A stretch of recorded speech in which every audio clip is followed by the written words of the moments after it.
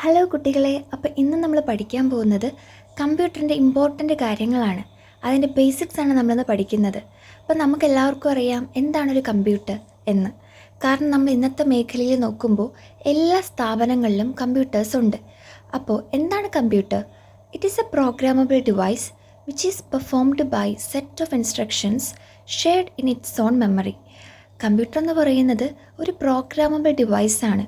നമ്മൾ കൊടുക്കുന്ന നിർദ്ദേശങ്ങളെ അത് പ്രോഗ്രാമബിളാക്കി തിരിച്ചു തരുന്ന ഒന്നാണ്. അപ്പോൾ ഇത് എല്ലാ മേഖലകളിലും ആവശ്യമുള്ള ഒന്നാണ്. ഇനി കമ്പ്യൂട്ടറിൻ്റെ ഫുൾ ഫോം എന്താണെന്ന് നമുക്ക് നോക്കാം. It is a commonly operated machine which is purposely used to technical education and research. കണ്ടില്ലേ, എഡ്യൂക്കേഷൻ മേഖലകളിലും റിസർച്ച് മേഖലകളിലുമാണ് കൂടുതൽ നമ്മൾ കമ്പ്യൂട്ടേഴ്സ് ഉപയോഗിക്കുന്നത്. ഇതിൻ്റെ അഡ്വാൻറ്റേജസ് നമുക്ക് നോക്കിയാലോ. സ്പീഡാണ്, ആക്യുറസി ഉണ്ട്, വെർസറ്റാലിറ്റി ആണ്, ഡിലിജൻസ്, സ്റ്റോറേജ്. കമ്പ്യൂട്ടറിൻ്റെ ഏറ്റവും ഇമ്പോർട്ടൻ്റ് കാര്യമാണ് സ്റ്റോറേജ് എന്ന് പറയുന്നത്. ഡിസഡ്വാൻറ്റേജസ് എന്ന് പറയുമ്പോൾ no feelings and no IQ.